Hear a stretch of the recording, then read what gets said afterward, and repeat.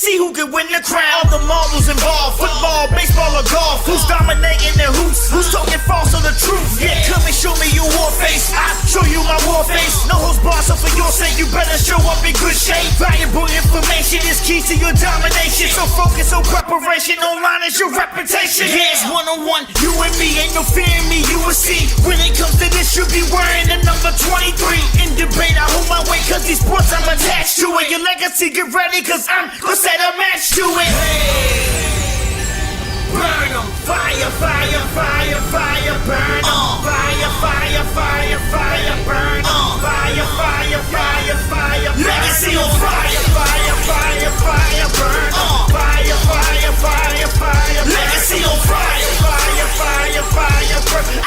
Fire, fire, fire, fire, legacy on fire. This week's panel, Jay Quimby, co-host of the LegacyMaker Sports Podcast, Lamonte Thomas, co-host of the Commonwealth Sports Talk, and LegacyMaker Sports Network social media guru, Cody Stewart. Welcome, ladies and gentlemen. You have entered the fire pit. That's right. It is Legacy on Fire, and I'm your host, Darrell Owens. And with me today, I got three of my top guys here on the LegacyMaker Sports Network, as we're going to bring you the fire today on Legacy on Fire and debate a couple of issues, and hopefully you all will enjoy yourselves. And at the end of the show, you can go back and vote later and say, man, I like what this man had to say today. But first, let's go ahead and meet the panel. First, head panelist, Mr. Jay Quimby, the co-host of the LegacyMaker Sports Podcast, college football aficionado, all that fancy stuff. Jay, how you doing? Doing well. Very blessed to be here and in the fire pit, I guess. And next, we have our social media guru, the man, myth, and the legend. He is an expert in all things that is New York Football Giants, Mr. Cody Stewart. How you doing, Cody? What's going on, fellas? I'm happy to be here and put out a couple fires today. There you go. There you go. And of course, last but not least, he is the man that is co-host of the Commonwealth Sports Talk, but he has had a beautiful string of articles on culture here in between hip hop and basketball, and just got to check him out. My man, Mr. Lamonte Thomas. How you doing, Lamont? I'm good, man. I'm good. I'm glad to be here. We all talking about the fire, but I'm here for the smoke. Oh, that's what this is. It's debate. Bring the smoke. Let's go. All right, everybody. For those who are wondering out there, okay, so what are we doing here? We got 3 topics that we're going to bring to you. Each panelist will have 1 minute to break down that topic and why they feel that it's that way. Then they will get 30 seconds after each person has went to rebuttal that, or better yet, fire back at their core hosts. So, ladies and gentlemen, let's get this thing started right. Let's talk about the man that is Antonio Brown. Antonio Brown is making his way back to the NFL, as you all have known by now. He has signed with the Tampa Bay Buccaneers. Now, we got another week before we get to see Mr. Brown in action. But the question is, will Brown be a help to this Tampa Bay team, or could he be a cancer to this team? Let's start off with our Tampa Bay expert, of course, Mr. Jeremiah Quimby. I was concerned when I first heard about this because he last couple of years been a cancer. Read some stuff. Tom Brady has helped him, got him a week with Tony Robbins, kind of collected himself. He come in for his physical, looked good. And then I started looking, first 9 years of the league, he is up there or beating Jerry Rice, Mike Thomas, Julio Jones, receptions, touchdowns, yards. So with the injury bug that's hit Godwin, Evans, whoever, we've had wide receivers out. The depth could never hurt. And if we get just a portion of what he was, I mean, all right, I'm happy. Okay. Cody Stewart, what are your thoughts on AB? I know that he's been a headache towards the end of the Pittsburgh regime with when he was there, and then obviously getting traded to Oakland, now Las Vegas. It was just a whole lot going on, but I think that being kind of out of it for a year, I don't really think we've heard his name that often this year. Being down there with Tom Brady, who's a no-nonsense guy, and I could say the same for Bruce Arians as well. I don't think it's going to hurt this team. I think that they're going to be able to control him as far as his mindset and if he starts having diva type actions. But I think Antonio Brown is a winner. He's used to winning, and Tampa Bay is winning this season. So as long as they keep putting W's in the win column, he's going to be perfectly fine. I think this is a good move for them. And as Jay said, the injuries to Mike Evans at times, Chris Godwin at times, AB being able to step into those shoes, I think that this will be a good move for them. All right, Lamont, here's your time to shine. What do you got going on here? I think in reference to AB, man, he can only help this team. And I think the parameters are set up so that the Buccaneers have leverage, right? Because they didn't have to do too much and give up too much to go get him. You know, you do have the personnel in place. You got Tom Brady, Mike Evans, Lamonte David, Devin White, your locker room guys. Those are the leaders of this team, right? Those guys don't seem to be easily influenced. So I think with AB, now he's just at this point trying to get his last shot in, right? This is his last shot. He's been a headache, and he just has to fit in.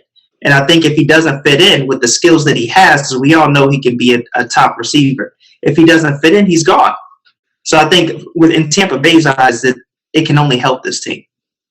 All right, Jay, your chance to fire back. Got nothing. I agree. I mean, this is win-win. If he does nothing and it starts being a diva, he's gone. But we don't lose much because it's all incentives. So. All right, Cody, fire back. Really not much to fire back with. It looks like we're all in agreement on this move. I like what Lamont said about this basically being a sort of a low risk. They didn't really give much up for him, so they can easily move on from him if he does become a locker room problem. All right, Lamont, fire back. The only thing I could see really getting in the way, to play devil's advocate, is for them to be a receiver issue, right? Like, say if he gets into he is productive, they get down the line, and then they have an issue amongst themselves, which can cause an issue for the team. I don't see it happening, but to play devil's advocate, I think the worst thing that can happen is a little bit of riffraff in this receiver room. Well, only time will tell to see if the Antonio Brown move will pay off for this Tampa Bay team, or will it be that cancer that some people are hoping that is not, Jay. Look. All right, next one. Let's talk about the NBA champion Los Angeles Lakers. Now, a lot of people see this team going back again and repeating as the NBA champion, but we also have to factor in that Steph Curry Incorporated will be coming back into the fold. So let's answer this one. Do the Lakers repeat, or do you see someone else taking the reins? Cody, Stewart, here you go. I mean, it's tough to call because the offseason hasn't necessarily happened yet with free agency moves.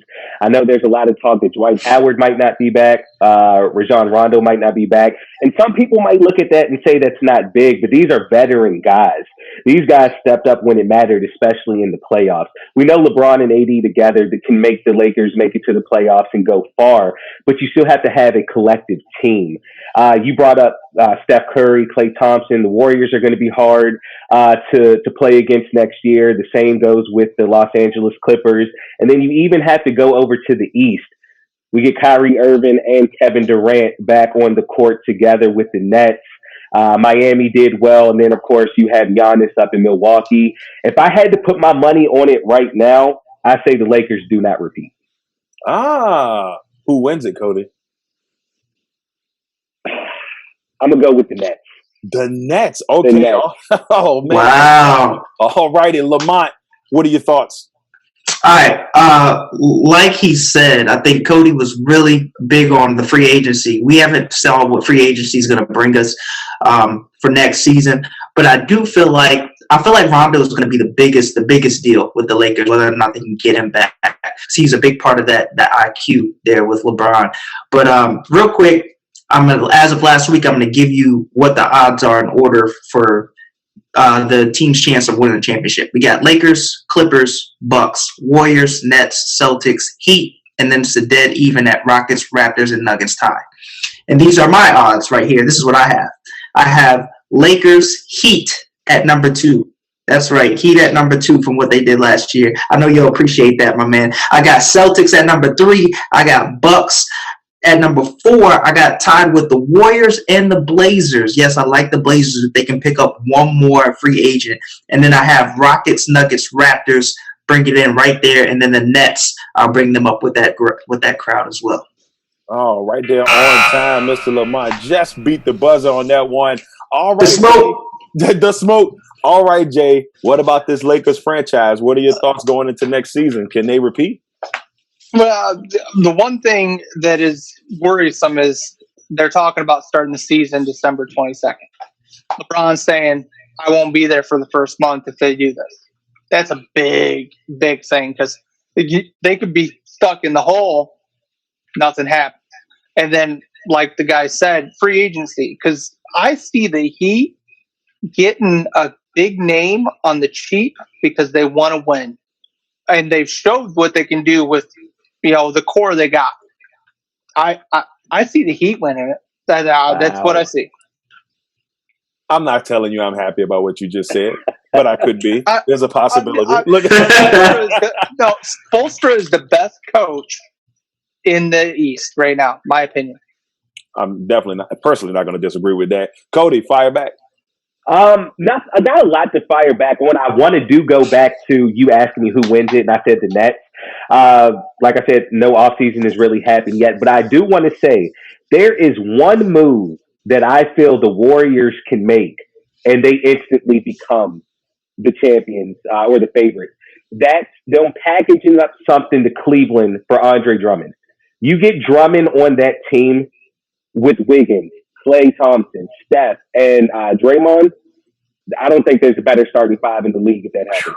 God, that sounds scary. Lamont, go ahead and fire back. Real quick, Cody, I like what you said there. The Warriors can do a few things because they also got some picks coming up the next few years.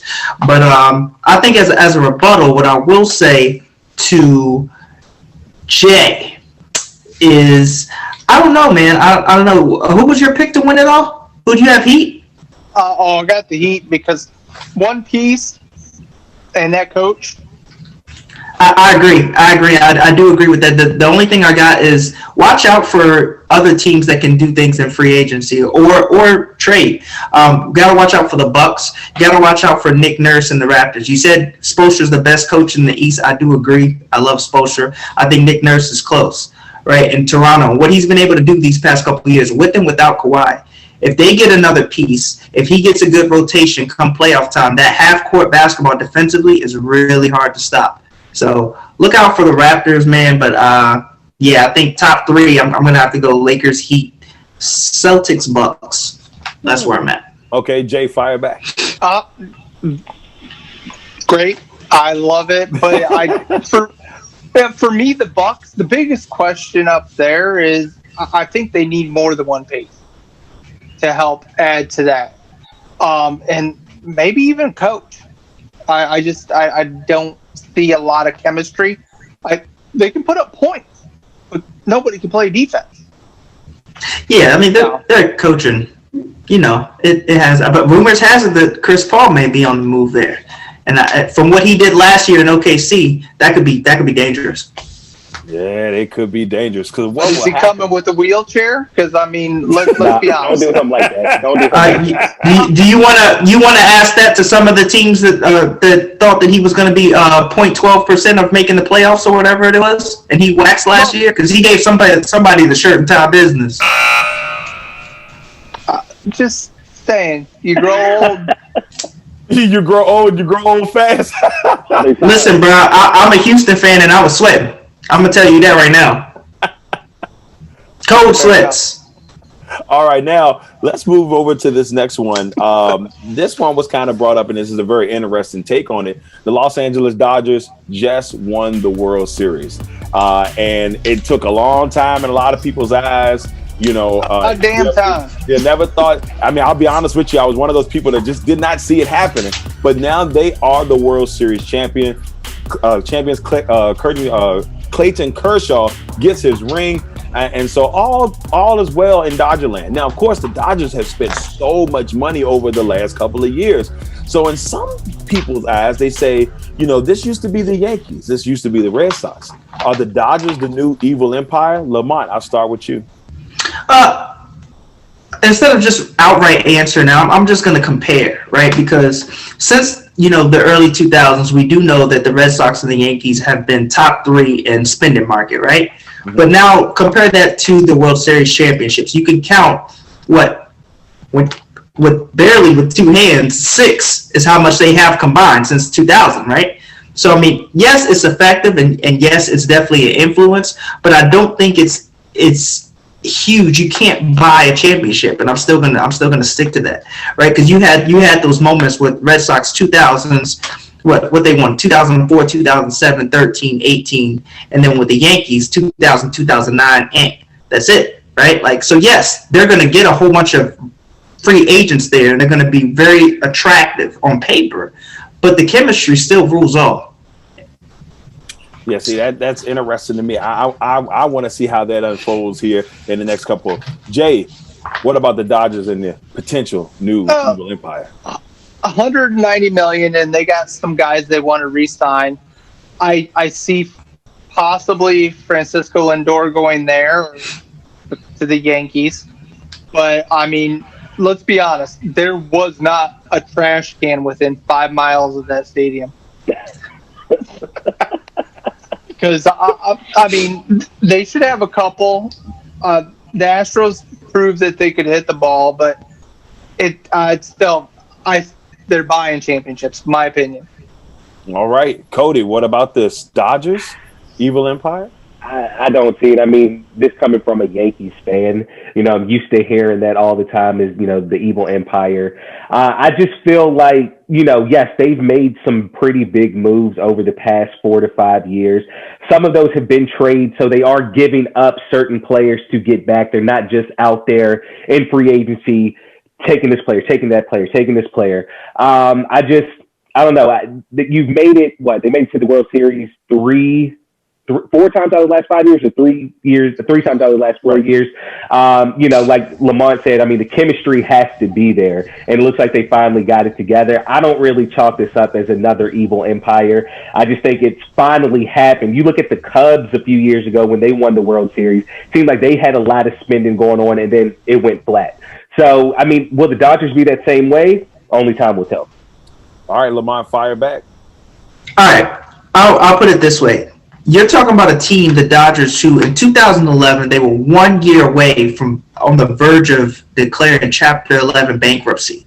That's how crazy this is. Before the ownership group came in and they changed that culture. So I say all that to say is I don't think that being a top spending market makes you the evil empire, because you still have to earn it in some ways. At that time where the Yankees and the Red Sox we're comparing them to, you still had teams like the Rays and the Orioles who were at the bottom level of the spending market, but they were still putting together teams that had longer playoff runs than the Yankees and the Red Sox. Jay, fire back. Cody's point, being a Yankees fan, the one thing that you've seen the Yankees change their culture in the last 6 years, they actually have an amazing farm system. Amazing. I love. Yeah. But then you look at the Dodgers, they have their top 2 prospects almost became Cleveland Indians 2 years ago. And they're willing to give up that future to win now. So that's where I'm going to say I still believe the evil empire. It's win now. It's that way in sports everywhere, but controllability for people that are coming up. Cody, fire back. To your point, Jay, baseball, when it comes to free agency, is a lot different than the NBA or the NFL. So somebody, I can't remember the exact quote, but when it comes to baseball, prospects are just prospects. We don't really know what they're going to be. So if you can trade these top prospects for a person that is established now, you do that. And that's what the Dodgers have been doing. Now, the Yankees did that for a long time, and I mean, for years. If the Dodgers continue to go this route, then yes, they could become Evil Empire Jr., but as right now, I don't see it. All right. It's like watching Moneyball fast forward. Will the Dodgers be the evil empire in the next couple of years? Only time will tell. I just feel like every year they've got some power name coming their way. but we'll see if that comes into fruition. Fire, fire, fire, fire, burn 'em. Fire, fire, fire, fire, burn 'em. Now, everybody, we're going to finish this one up with our segment, Time to Put Out the Fire. And so each one of the panels will get an opportunity, 30 seconds to put out a fire, something that's burning them inside just to get off of their chest. And so with this one, we're going to start with Lamonte. It's your turn. All right, let's go. Let's put out the fire that I'm putting out is also known as the NFC East. Put out the fire. Bro, let's change this playoff format. Can we? I do not want to see, nobody wants to see a 7-9 team play a home game for the wild card. Change this format. I got the perfect two guys on this. 2011. The Seahawks 7-9, they make the playoffs over the 10-6 Giants. Cody, your Giants over the 10-6 Buccaneers. Jay, your Buccaneers. That's not right. Playing a home playoff game. Put out that fire, please. That's what I'm talking about. Put it out. No, Put it out. You're burning it. All right, Jay. Trash it. It's time for you to put out the fire, Jay. All right, this is driving me nuts. Ever since we've heard this announcement of Jordan and Hamlin making this team, they brought in Bubba Wallace. And I've heard so many people say, oh, it's because he's a black driver. Who gives a shit what color he is? He is a good driver. He is 5 races I can see where he was up in the front and with 10 laps to go. If he has the equipment, the man is going to win. I see great things for him. Fire out. All right, Cody, put out the fire, sir. Jay, I love you for that, man. I love you to have this. That was boss. But it's funny. I'm piggybacking off of what Lamont said a little bit. The playoff seedings, it really drives me insane. I've been saying this for probably the last 5 years. I do think that a division winner should make the playoffs. So that does NFC East team should make it, Lamont. But the seeding should be by best record. So if you win your division, you don't automatically get to host a playoff game. I think it should be seeded best record to worst record, and then you just go from there. It's killing me. It's killing me, bro. Like the NBA and the NHL do it right? They have divisions too, but it's all conference standings. Let the wins matter. Free the wins. Free the wins. Free them. Just like the draft. It's the way it's set up. It's just the way it's set up. That's trash. Thank you all for coming in. Jay, I appreciate you, brother. Cody, Lamont, this was the first edition of Legacy on Fire. We've got more for you to come over the next couple of weeks. Just be ready. We're going to have more members of the LegacyMaker sports team panel down the road. We might sprinkle in some other outsiders. But for now, it's all about Legacy, baby. And we thank y'all for joining Legacy on Fire. Until next time.